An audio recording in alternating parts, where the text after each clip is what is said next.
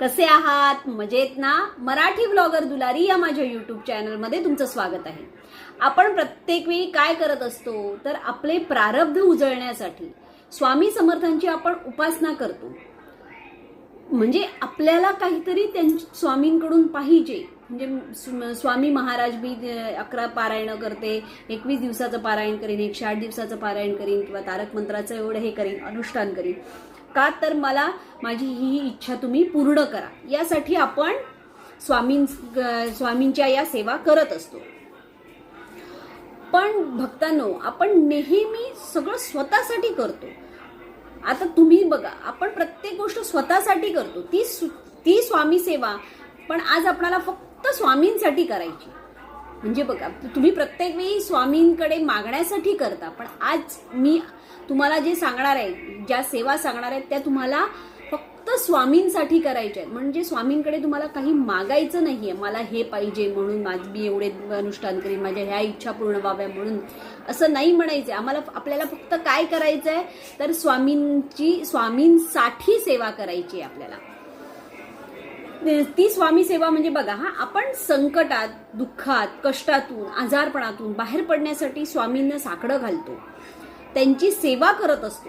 प्रत्येक वेळी स्वामी आपल्या हाकेला धावून येतात. कुठल्याही वेळेला, कुठल्या ना कुठल्या रूपात, कुठल्या ना कुठल्या संकटातून स्वामी आपल्याला तारत असतात, जे आपल्या लक्षात येत नाही. पण आपण खरोखर अशा अनेक जे सगळे स्वामी भक्त आहेत, त्यांना सगळ्यांना याची प्रचिती नक्कीच आलेली असणार की स्वामी समर्थ महाराज आपल्याला प्रत्येक संकटातून तारत असतात. याची प्रचिती कुणाला लवकर येते, कुणाला उशिरा येते. कारण प्रत्येकाला वाटतं की अरे, मी एवढं केलं स्वामींची सेवा, पण मला काही त्याचं फळच मिळत नाही, असं वाटत असतं. पण त्यातून आपल्याला मार्ग दिसत असतो, किंवा तुमचं संकट थोडं कमी झालेलं असतं, किंवा तुमच्या अडचणी थोड्या कमी झालेल्या असतात. ह्या तुमच्या लक्षात येत नाही, कारण तुम्ही म्हणता की माझ्या अडचणी काही दूरच झाल्या नाहीत. म्हणजे काही आपले प्रारब्ध पण आहेत. आपल्या प्रारब्धात जे आहे त्या गोष्टी होतच राहणार, ते कुणालाच चुकलेलं नाही. प्रारब्धाचे भोग हे सर्वांना भोगावेच लागतात, त्यात कुणीही चुकलेलं नाही. म्हणून श्री स्वामी समर्थ महाराजांची सेवा आपण प्रत्येक वेळी करत असतो. कारण आपल्याला आपले प्रारब्धाचे भोग कमी व्हावेत, आपल्याला आपल्या अडचणी कमी व्हाव्यात, यासाठी आपण स्वामींची सेवा करत असतो. त्यांच्याच कृपा आशीर्वादाने आपल्याला प्रारब्धाचे भोग भोगण्यासाठी धैर्य येतं. जे प्रारब्ध आहे, जे आपल्या भोग आहेत, ते भोगण्यासाठी आपल्याला स्वामींच्या कृपा आशीर्वादाने आपल्याला एक प्रकारचं धैर्य येतं, एक प्रकारचं बळ येतं. आपल्याला म्हणजे आपल्या कितीही मोठ्या संकट असू दे आपल्यावर, ती सगळी संकट झेलण्याची ताकद आपल्याला देते ज्या वेळेला आपण स्वामींची सेवा करतो. बघा, आपल्याला आपल्या मोठ्या माणसांनी, साधू संतांनी सांगितलं आहे की प्रारब्धाचे भोग कमी होण्यासाठी काही आपल्याला अशा गोष्टी करायच्या आहेत. त्या काय असतात तर आपल्यामध्ये बघा, आपल्यामध्ये एक निस्वार्थी भावना असली पाहिजे. आपल्यामध्ये एक निस्वार्थी भावना असली पाहिजे. म्हणजे बघा, आपल्याकडून दुसऱ्यासाठी निस्वार्थ भावनेने काहीतरी सत्कर्म घडलं पाहिजे. म्हणजे मी दुसऱ्यासाठी मला काहीतरी करण्याची एक इच्छा झाली पाहिजे म्हणा, किंवा एक मला असं जाणीव झाली पाहिजे की मी दुसऱ्यासाठी सुद्धा काहीतरी केलं पाहिजे. नंतर दुसरी काय गोष्ट आहे तर आपण कायम अनंत कोटी ब्रह्मांड नायक श्री दत्तात्रय स्वामी समर्थ महाराजांची सेवा करणं. म्हणजे आपण कायम स्वामी समर्थांच्या सेवेमध्ये रममाण झालं पाहिजे. म्हणजे दिवस रात्र स्वामी समर्थ कामधंदे सोडायचे आणि सगळं हे करत ते नाही. पण येता जाता स्वामींचा जप किंवा काही अनुष्ठान, काही सेवा, काही पारायण, जेव्हा आपल्याला वेळ मिळतो तेव्हा, जर तुम्हाला वेळच मिळत नसेल तर येता जाता स्वामींचा नुसता जप म्हटला तरी तुमची अनेक संकट, अनेक अडचणी दूर होणार. आणि तिसरी गोष्ट म्हणजे स्वामींची निस्वार्थ सेवा करायची. त्या सेवेतून मला काही मिळालं पाहिजे ही अपेक्षा नसावी.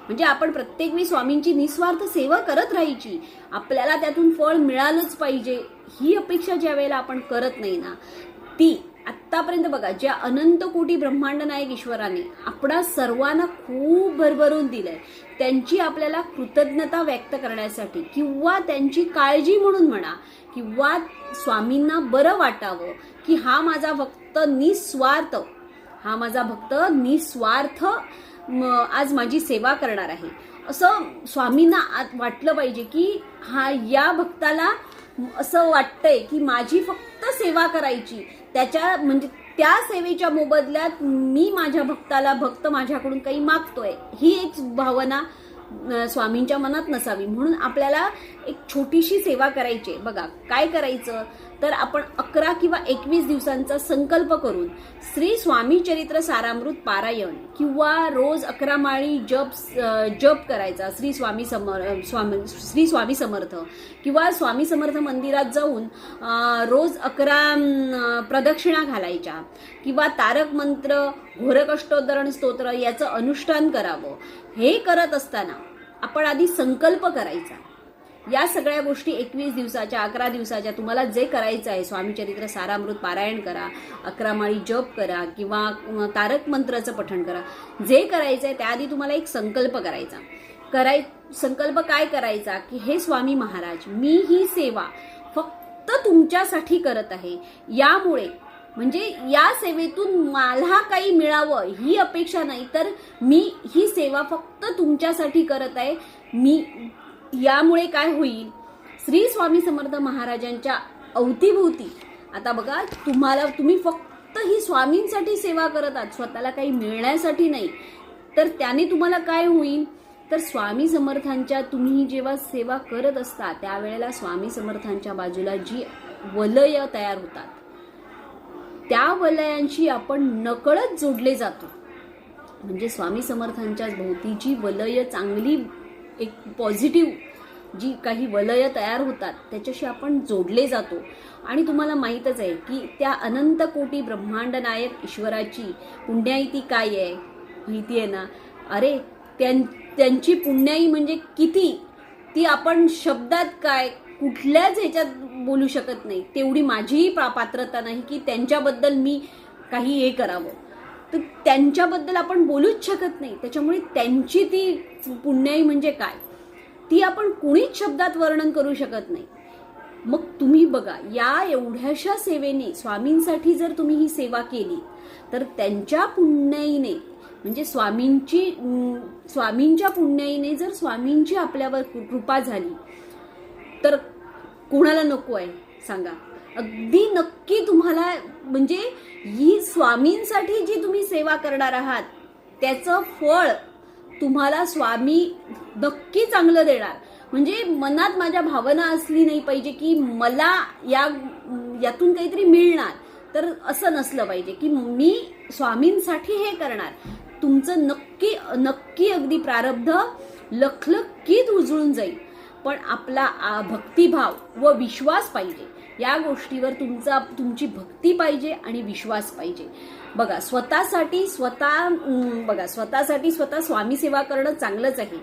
बघा स्वतःसाठी तुम्ही स्वामींची सेवा करता हे चांगलंच आहे, पण दुसऱ्या कुणाचं चांगलं व्हावं म्हणून जर तुम्ही स्वामी सेवा करत असाल तर त्याचं पुण्य हे शतपटीने मिळतं. म्हणजे माझा एखादा माणूस आहे तो आजारात आहे आणि त्याला त्या आजारातून मला बरं करायचं आहे म्हणून जर तुम्ही स्वामी सेवा कराल तर त्याचं फळ तुम्हाला शतपटीने मिळतं. आणि अनंत कोटी ब्रह्मांड नायक श्री दत्तात्रय स्वामी समर्थांसाठी जर तुम्ही स्वामी सेवा केली तर त्याचं फळ हे कोट्यानं कोटी पुण्य मिळतं. अगदी कोट्यानं कोटी पुण्य मिळतं. म्हणजे जर स्वामींची सेवा जर स्वामींसाठीच तुम्ही केली तर त्याचं तुम्हाला कोट्यानं कोटी पुण्य मिळतं. ते पुण्य इतकं अगणित आहे आणि तुम्ही इतकं अगणित आहे की तुम्ही त्यांच्याकडे काही न मागताच तुम्हाला तुमच्या मनातल्या ज्या काही इच्छा असतील त्या अगदी स्वामी महाराज पूर्ण करतील.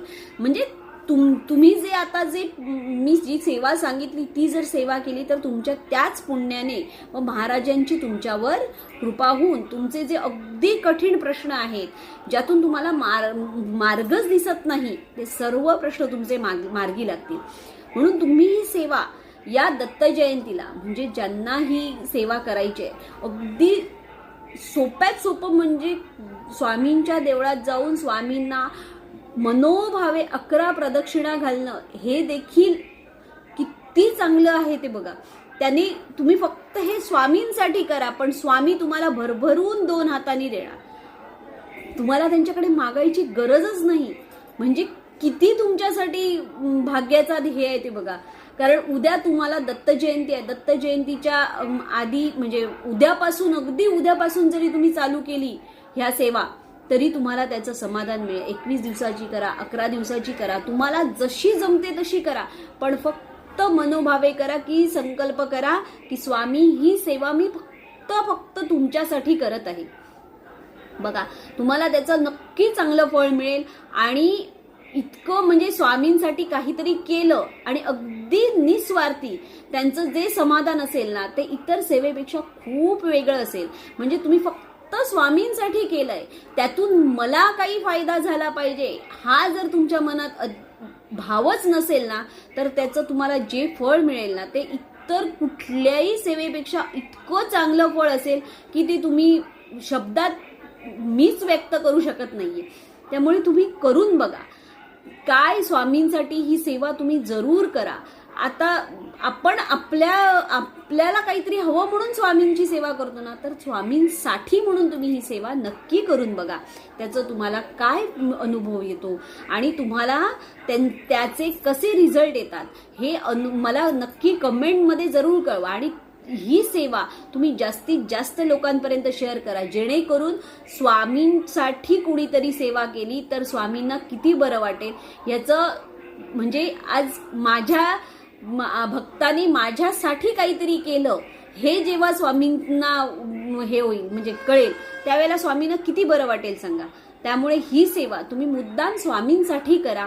बघा, तुम्हाला सुद्धा खूप चांगला अनुभव येईल. श्री स्वामी समर्थ. आणि कमेंटमध्ये स्वामी समर्थ लिहायला विसरू नका.